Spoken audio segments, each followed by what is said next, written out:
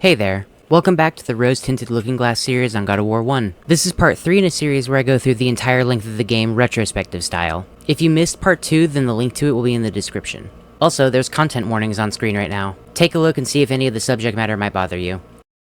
And with all the forewarning out of the way, let's go ahead and get started.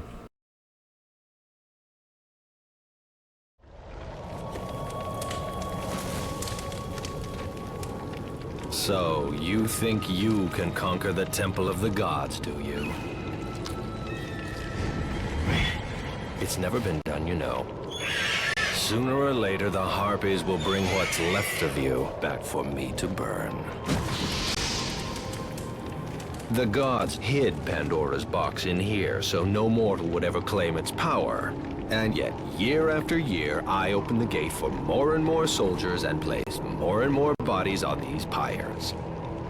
If I were you, I'd leave now. But I can see you are determined. Very well.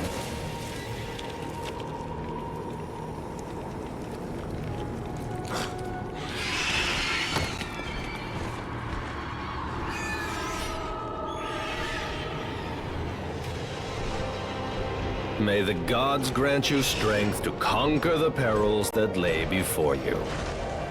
Good luck, Spartan.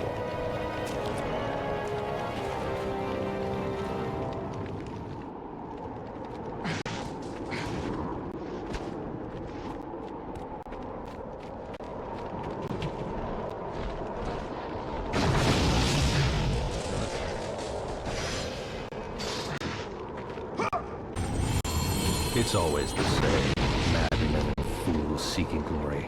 I know. As you can see by my somewhat disheveled state. I was the first to attempt the temple, and the first to die.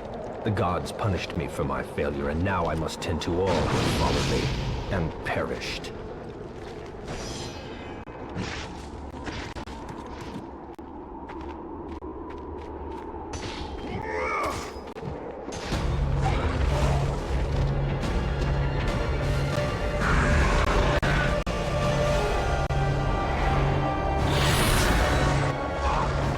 Oh wow, third Cyclops variant already. Yeah, there's nothing super noteworthy with these guys. Pretty much all the same stuff applies to these ones as all the previous Cyclops. With the notable exception, I guess, being that they're a lot tankier. Yeah, that's pretty much it. Moving on.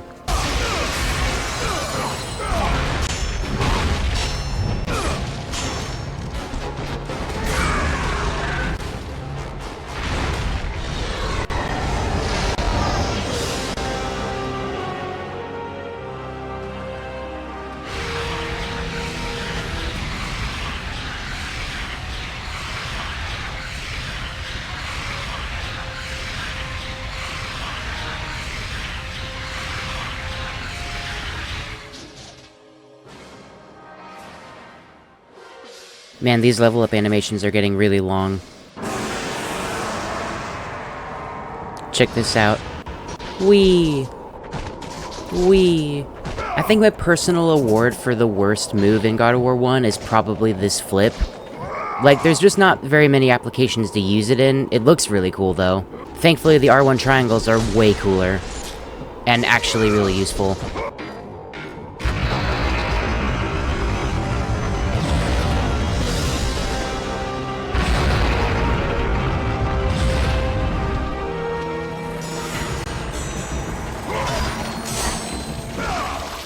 Okay, welcome to the Temple of Pandora. So, do y'all remember all the way back whenever we were in Athens? I had that part where I mentioned that God of War 1 has something of a pacing issue and backtracking issue. Yeah, I need to level with y'all for just a second. There is a large part of me that doesn't even want to commentate over this part of the game. Pandora's Temple is often regarded as one of the worst parts of this game, and that's mostly just because it's so long. God of War 1, all in all, is not a very long game, but let it be known that I'm not even remotely joking whenever I tell you that Pandora's Temple takes up like a third of the entire runtime of the game. There's a lot of puzzle solving, the temple itself is multi-layered and has a bunch of interconnected puzzles with different rooms, and pretty much after your first initial intro into the area, the scenery gets kinda samey after not very long at all. And it's weird because it's not like it's outright bad. I wouldn't call this segment bad. Bad video games wish they had a segment even remotely this good. But what I will say is that if you are replaying God of War 1, and you're just not feeling it in that second playthrough, it's probably because of this area. I'm willing to bet repeat playthroughs die right here, or at least partway into the area. And plenty of older games have this issue sometimes too. It's just not every day we have a real problem we can point all of our fingers at, you know? I say all of this to sort of forewarning apologize that if the editing seems kind of schizo, that's because I'm trying to get to the interesting parts as fast as I can, while having some semblance of sense being made.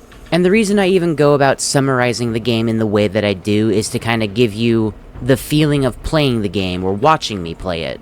Obviously just, you know, a lot more condensed down with some commentary over it. So in my mind, it kind of fits then that Pandora Temple playing through it was kind of a blur, so if the editing seems sort of blurry or hazy in that way, well then hopefully it, you know, fits at the very least.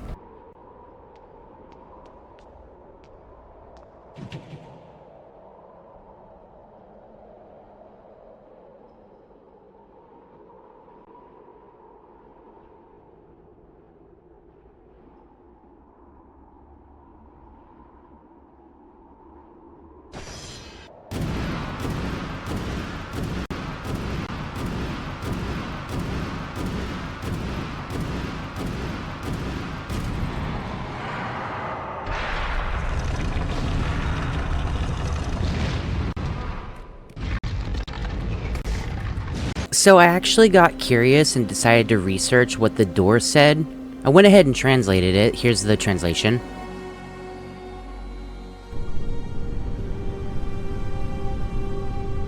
Okay, sorry, I actually looked it up, and as it turns out, I don't think anybody's actually translated the door before. If you do know what it says, then let me know. I am curious.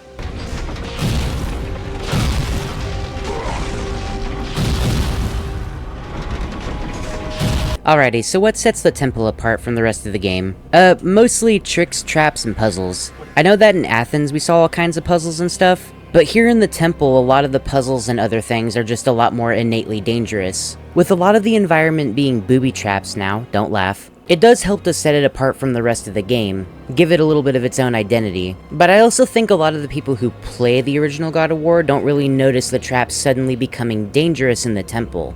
And I don't blame them. It's not something you notice unless you're going out and looking for it. But it does line up. A treasure with the ability to kill gods definitely would need some protection, as opposed to a regular city or, you know, just the ocean.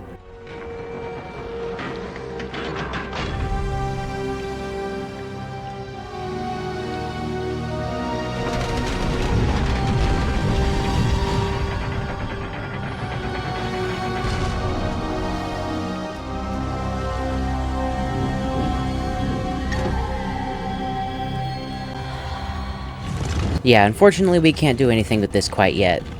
Gonna have to wait like another, I don't know, hour first.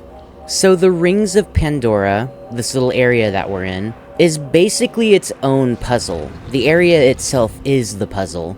The reason the rings are plural is because you can actually rotate the rings. You'll get the ability to slowly move them around, and eventually you'll need to be able to line them up with that laser to get from one end of the room to the other.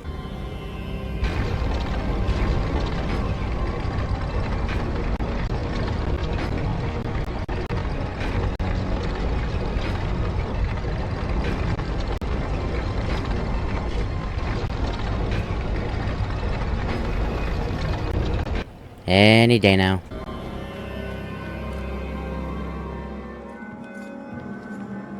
Artemis.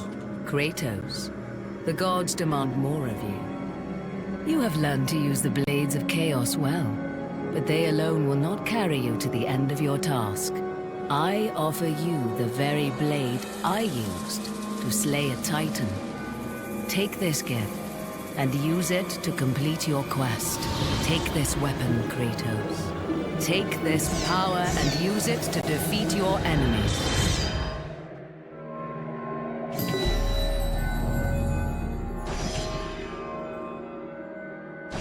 Go with the gods, Kratos. Go forth in the name of Olympus.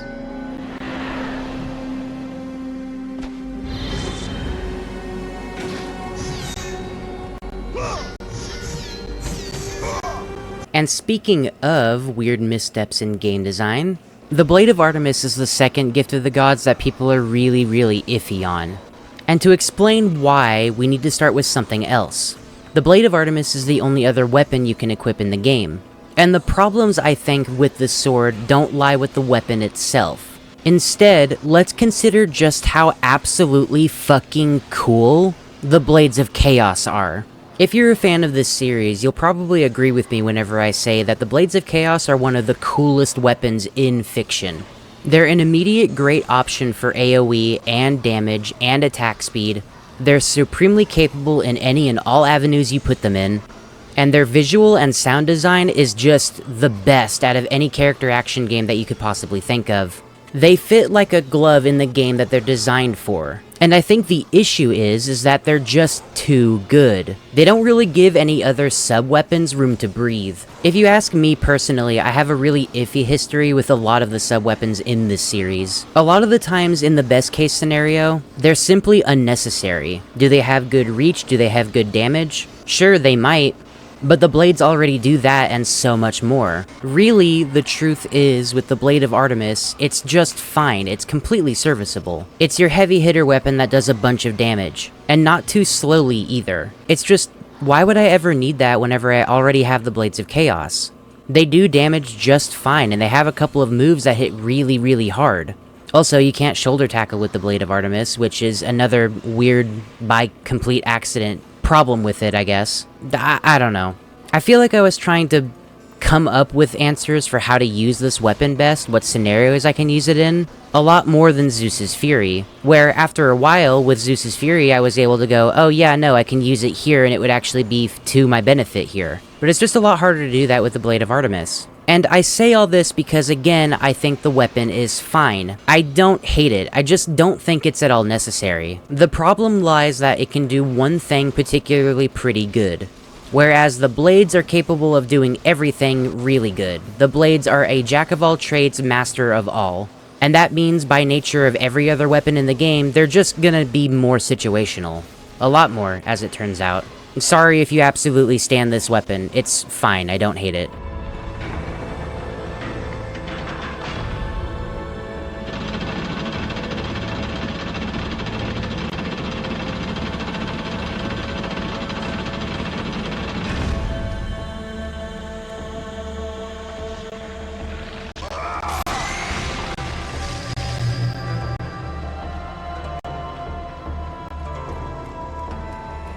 Before we head down that way, let's double back and do this block puzzle real quick.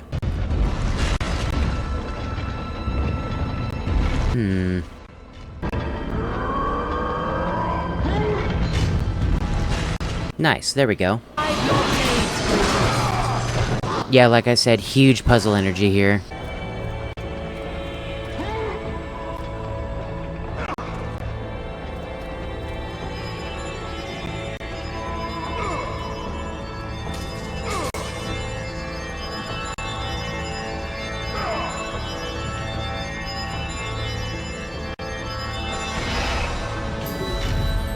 Yeah, I don't know why it wouldn't let me grab it there. That was kind of weird.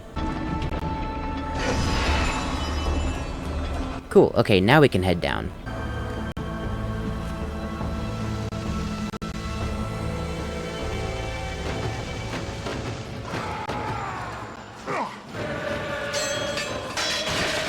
Oh good, another one of these. So yeah, do y'all remember all the way back in Athens how I mentioned the rope climbing sucks? This whole segment is just grab after grab after grab after grab, and it's not me grabbing. It's worse too, because if you fail the QTE, you'll just die. And the worst part is that it's not hard at all, you just keep getting grabbed, and it's just so annoying. Please get off of me.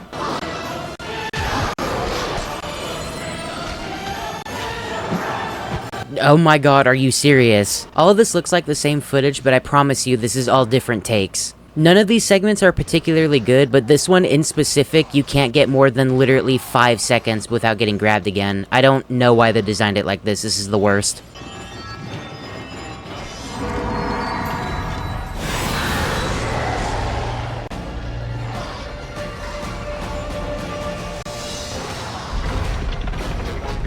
Yeah, the temple's got a lot of fighting, too. And hey look, another trap room. Luckily, this one's super stupidly easy. There's just level 1 legionnaires here and a couple of level 2s, so just, you know, kinda do your thing, get rid of them all real quick. If the wall ends up squishing you, it will kill you, but you don't really need to worry about it here.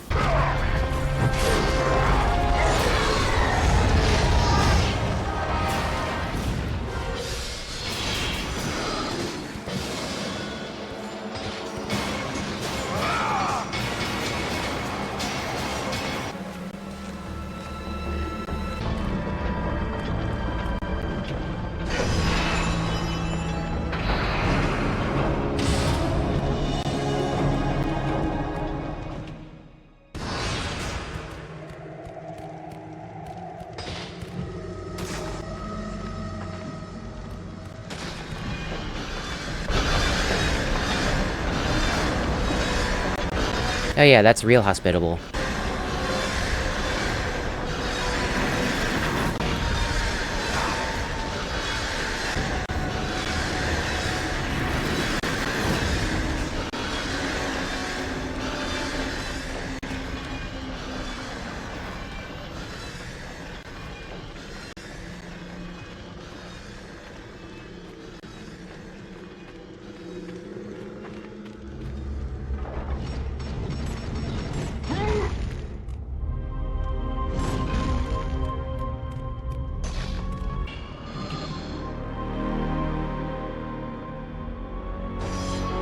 Yeah, okay. I see where this is going.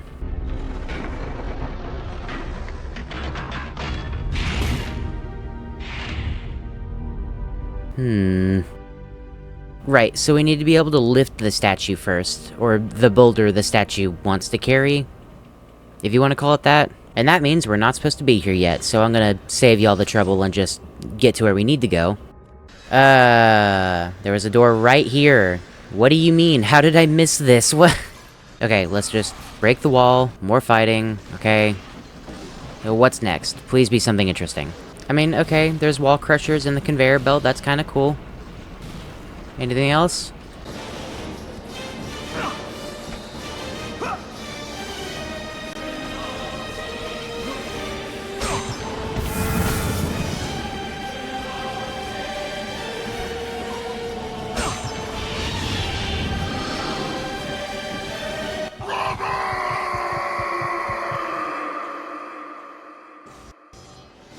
Damn it.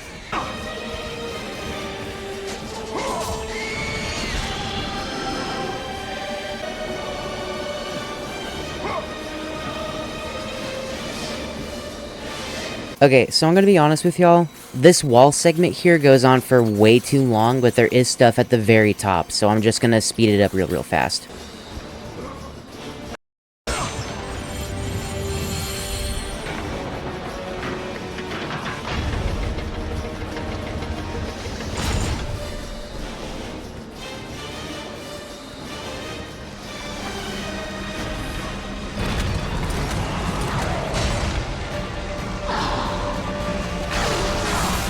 Oh yeah, this room is really mean. I forgot about this one. This is another one of those timed trap rooms, but you wouldn't really know that unless you played this game before. The only hint you would have to this being a trap room is that you can hear clicking in the background. This whole floor is basically one big trap door, and whenever it opens up, it'll kill you, so you gotta kill these enemies really fast. So I guess it means it's time to spam magic.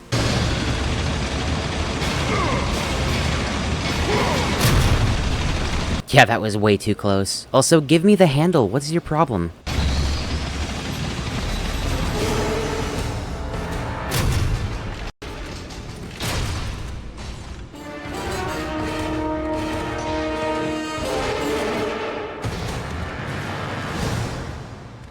Okay, I'll meet y'all back at the Atlas puzzle, I guess.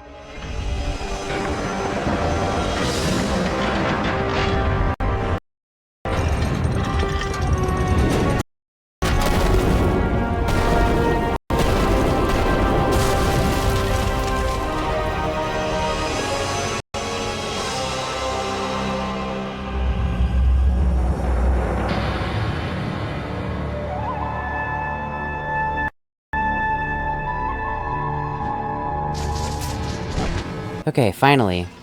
Wish we could say we're almost done.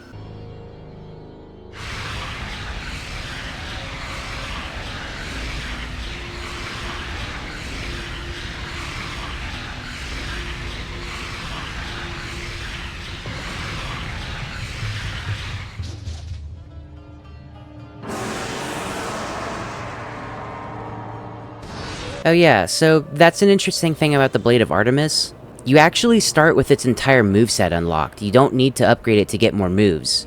Upgrading it only increases the power, which I mean is good, but if you ask me, it probably should have started with a little bit more damage. That's just me though. And like I said, I have issues with this weapon in general. Which is still weird to say. In general, I'm a pretty big fan of greatswords. I wish this one wasn't so meh.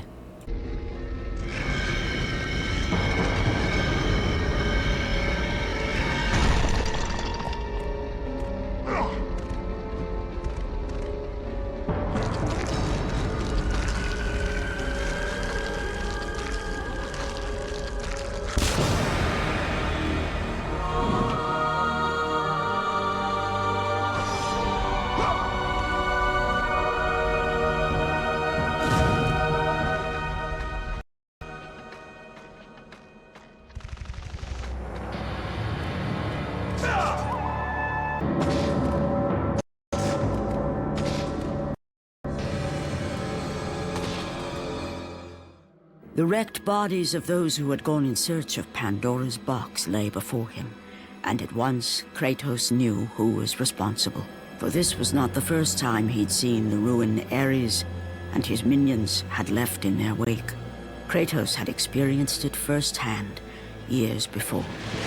The youngest and boldest captain in the Spartan army, Kratos inspired fierce loyalty in his men. It had always been enough to carry them through any battle. Until this day. The barbarians to the east numbered in the thousands, and descended on the Spartans without mercy.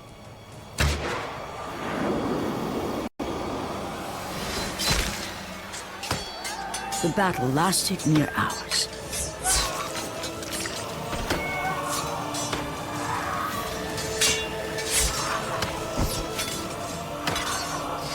The discipline and training of the Spartans did little to stem the tide of the merciless barbarians.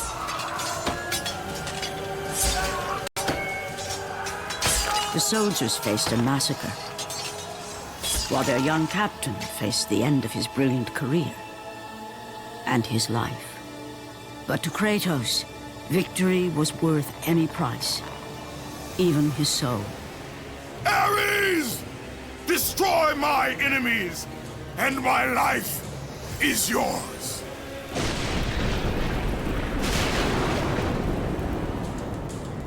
That desperate call for aid would come to haunt Kratos for all his days.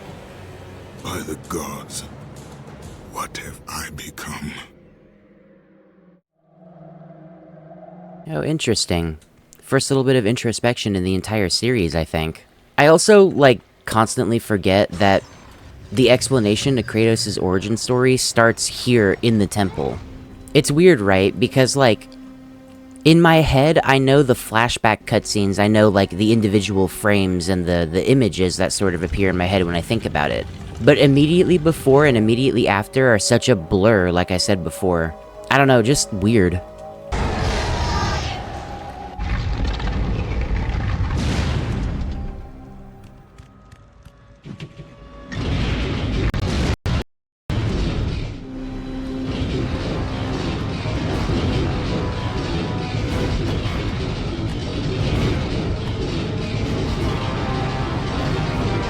Right, so I guess we're just gonna go ahead and follow behind this thing real slowly. I mean, sure. We're just trying to make our way to these stairs on the other side of the ring. There's nothing else in this inner ring necessarily, at least not yet.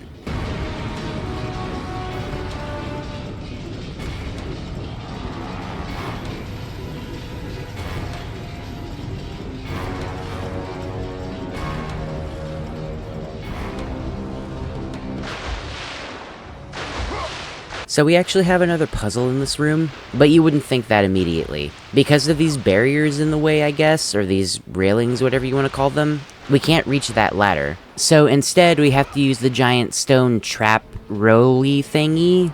Basically, we just have to platform on that like we're doing the weird water log rolling sport, the Canadian one. Also, I just thought about something too. It's kind of weird that this isn't the last time I'm going to mention that sport in our TLG.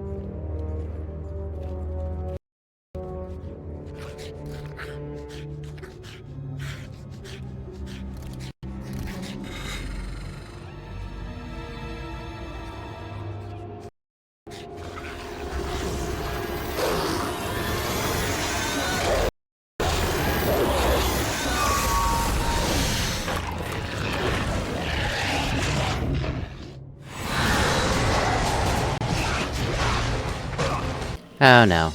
Okay, so, Cerberus may or may not be the most dangerous enemy in the entire game, but it's not because of the Cerberus itself. A lone Cerberus is really not that much to write home about. They have a decent amount of health, they hit pretty hard, and they have a couple of ranged attacks. The issue, instead, comes from the Cerberus puppies. Cerberus pups are relatively pathetic, all things considered. Their attacks almost never do that much damage, they do have one little ranged attack. But most crucially, a Cerberus pup within a couple of minutes will grow into a full-size Cerberus. And there's not a limit on how many can grow up. If all of these ones on screen turn into a full-size Cerberus, then you may as well restart. It's just too many high-damage, high-health enemies on screen in one area at one time. My best recommendation in any scenario where you see anything Cerberus-related is that if you see a Cerberus puppy, aim for that immediately. You do not want that thing growing up. Odds are, there will be more than one puppy running around, so use your AoE attacks, specifically Poseidon's Rage, because that does a lot of damage, has good ground coverage, and if you level it up all the way, should be able to kill the entire room. These things can be an utter nightmare if left unchecked, so deal with them immediately when you see them.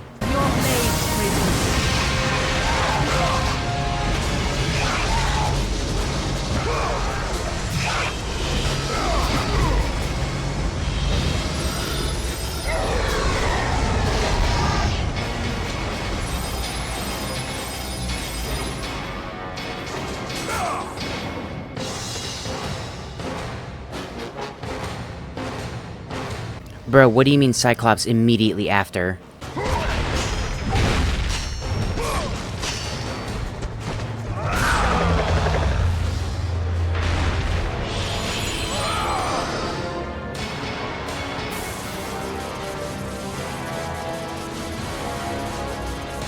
If you're wondering if there's a point to this block at all, not really.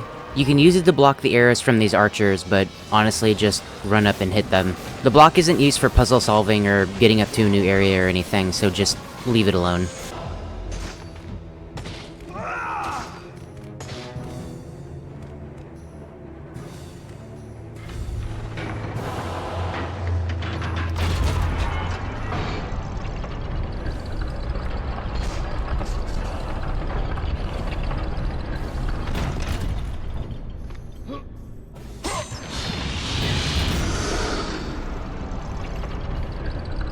This is the most unnecessary mechanism from a gameplay standpoint from the entire game. If you wait too long and have the gate come up, those spikes on the ground will kill you, but it's not really any threat at all.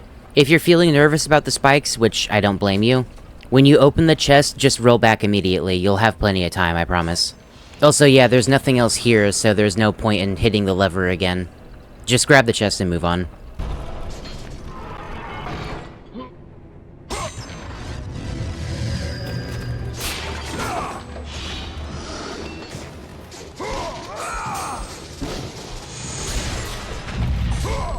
Oh, these guys kind of shadow dropped out of nowhere.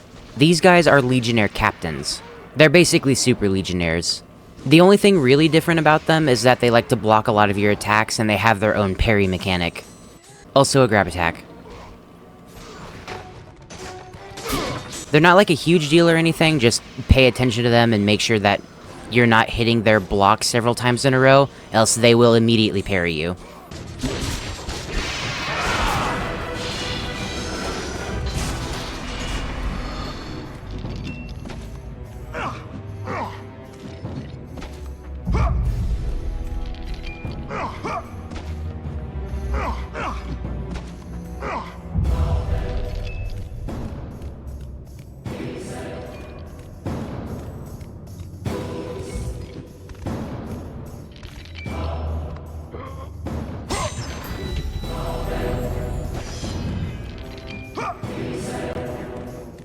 Okay, so Muse keys. These two, technically 4 keys, are basically your final barrier to get your bar stats maxed out completely. Your health and magic meters can't be fully maxed out by the use of Gorgoneyes and Phoenix Feathers. There's a secret room inside the Temple of Pandora where you can get them fully maxed out though, and you need 2 of the 4 Muse keys in order to be able to unlock that door. So you might be wondering, why am I talking about 4 keys if you only need 2? Well, see, this ties into one of my favorite little aspects about the original God of War games. It's a design principle I think so highly of that I wish the newer God of War games had them, as well as other games just kind of in general. Basically, the collectibles that upgrade your stats, there are more of them than you actually need to increase your stats all the way. This is actually really neat, because while it still rewards you for being incredibly thorough, you don't feel like you're missing anything, because technically speaking, it's really hard to miss stuff. Whenever you come across chests in the future, and it had something like the Gorgoneyes or Phoenix Feathers or the other 2 Muse keys, it instead just gives you a bunch of red orbs. In most other games, it would be sort of a laundry list checklist you would have to complete to collect everything and be as strong as possible. But these games kind of do away with that mentality. It rewards you for being thorough, but it doesn't punish you if you missed a couple things. And that's really cool. What's better is that whenever you're done collecting things, in the future it basically turns into a completely useful resource. The orb economy is still tight after all. And the fact that they turn into something useful but not exactly necessary is really cool. And again, I just wish more games did that.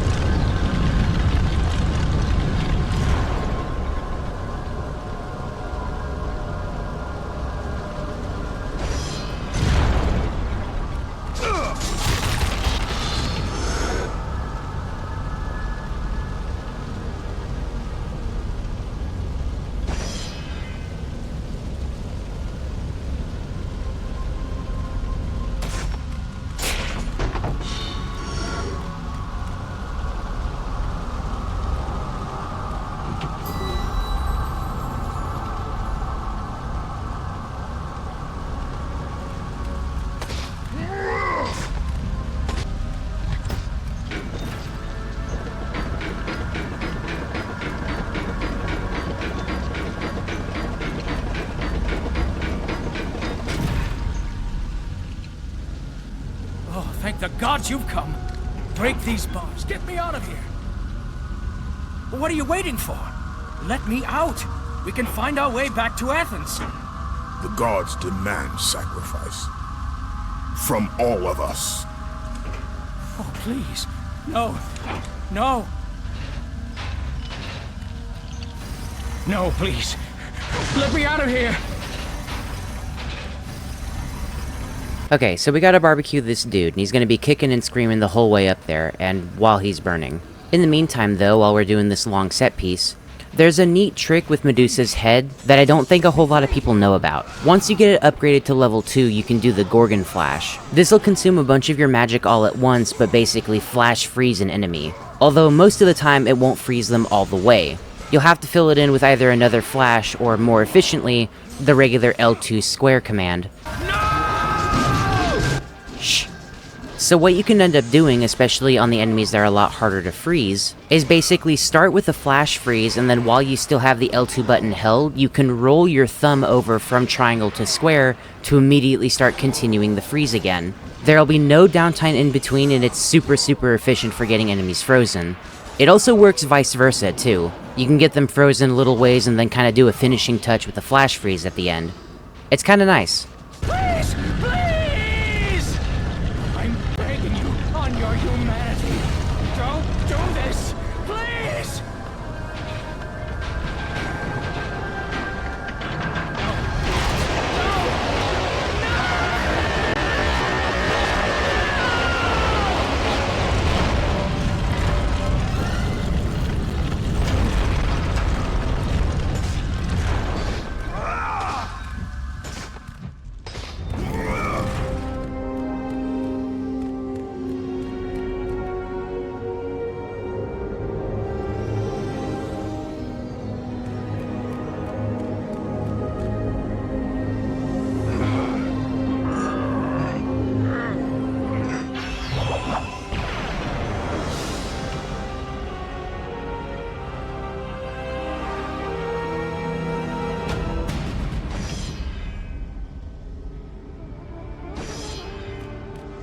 Okay, yeah, possibly the lamest upgrade in any game ever, but I mean, being able to swim underwater is technically puzzle solving, so whatever. In the original trilogy for God of War games, it's one of the only items Kratos keeps with him across all of the games. So you only have to collect it one time right here. This next sentence is only going to make sense if you played the rest of these games, but I find it really weird that the Blade of Olympus or the River Styx didn't drain the power out of the trident or anything. Like, out of all the things, it just decided to leave that alone. Both of them. Video games, I guess.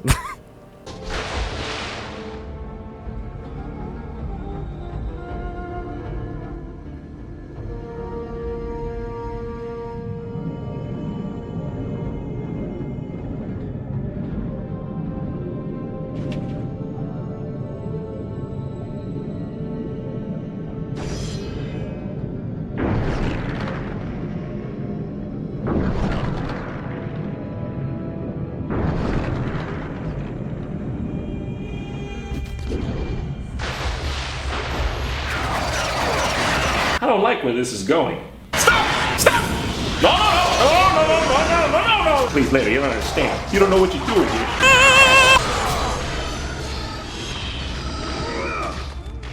Hate those things. Hate them a lot.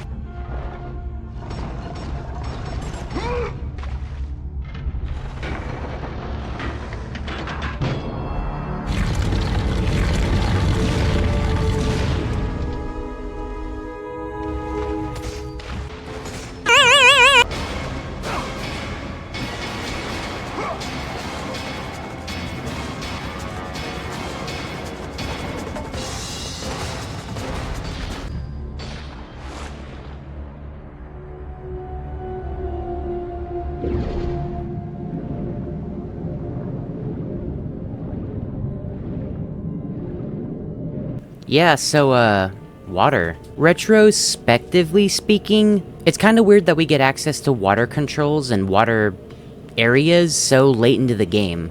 The future games in this series are going to better introduce water and sort of weave it in between the gameplay. But here it definitely feels like a weird, almost last-minute inclusion.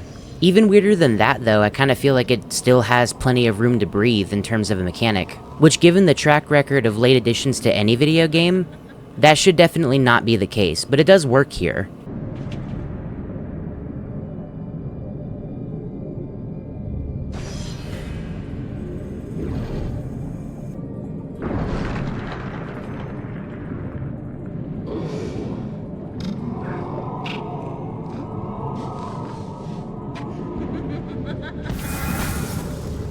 Oh, I mean, weird, but okay.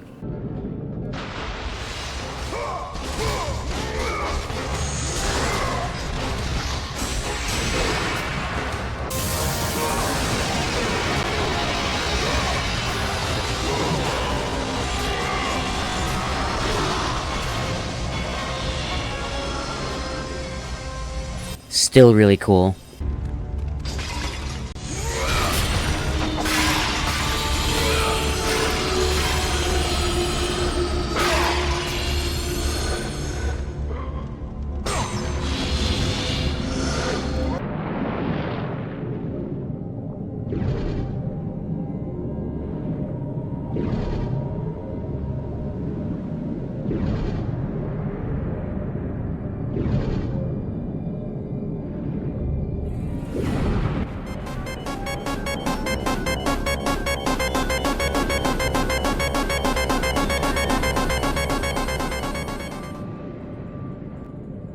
Yeah, I always found that particular trap really harrowing for some reason.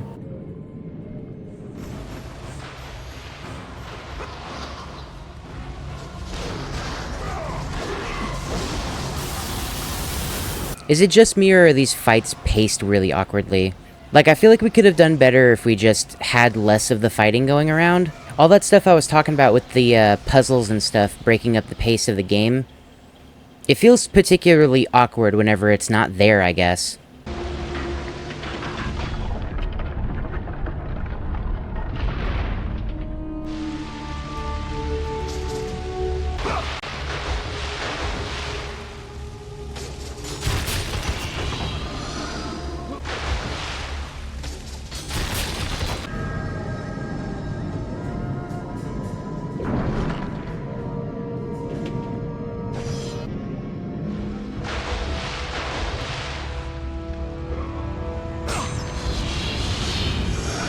I feel like more games need just like a big treasure room. One where you can actually claim all the treasure. It just feels good, I don't know. Ow. Oh yeah!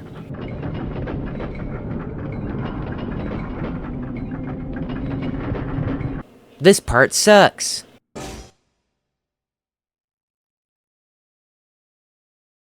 Basically the idea here is to use the water dash to get to these little holes in the floor. Failing to do so and having the wall collide with you basically means it'll grab you and shove you into that far wall. I say grab you because whenever it does latch onto you, there's nothing you can do. You might as well just hit the restart button already.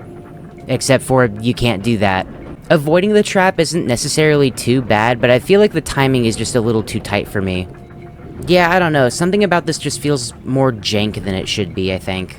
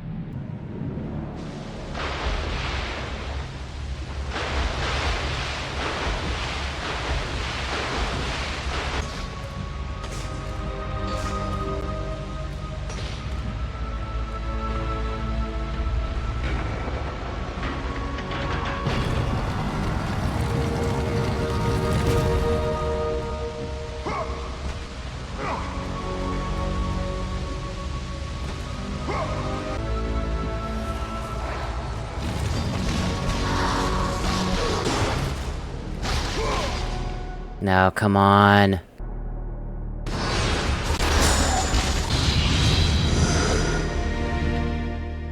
Man, finally. Okay.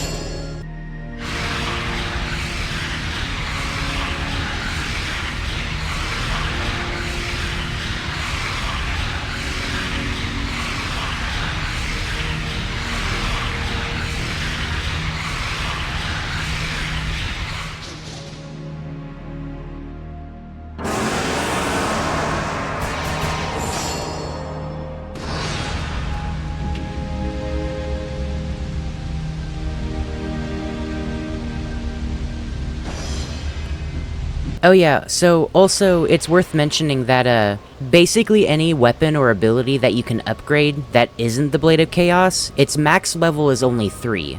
The blades can go up to level 5, but everything else just caps out at level 3. I know that that's not super noteworthy, but if you do plan to play this game on your own, then I think that sorta helps to give you an idea of what to go for, how to best plan out your upgrades and stuff.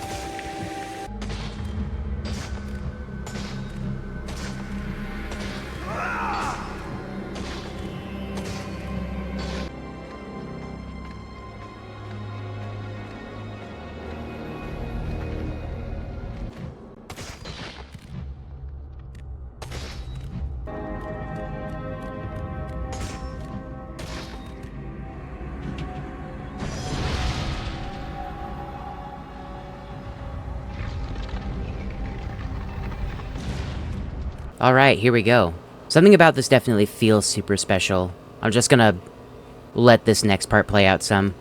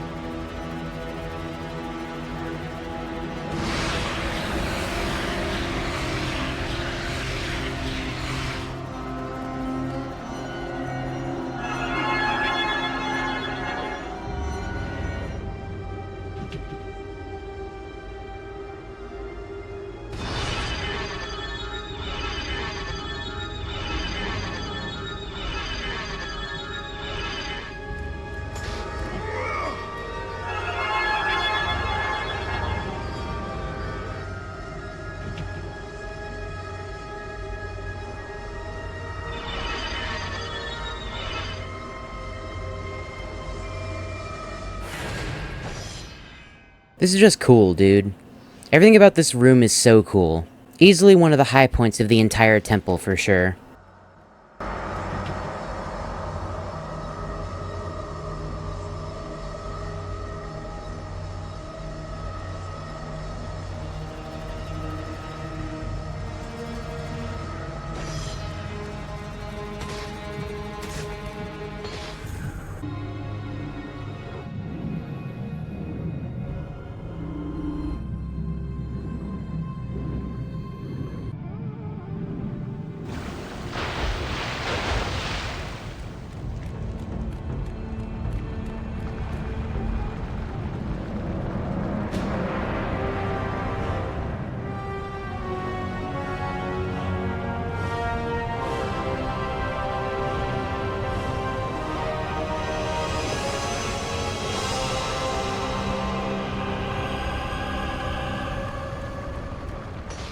Okay, I think that'll about do it for part 3.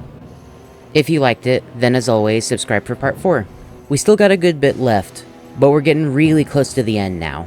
If you liked it, then a like and subscribe is always appreciated. And as always, you can join the Patreon.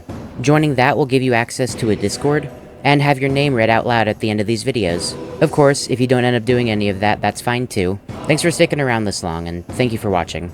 For me though, I'm gonna go ahead and get out of here. Have a good day, everybody.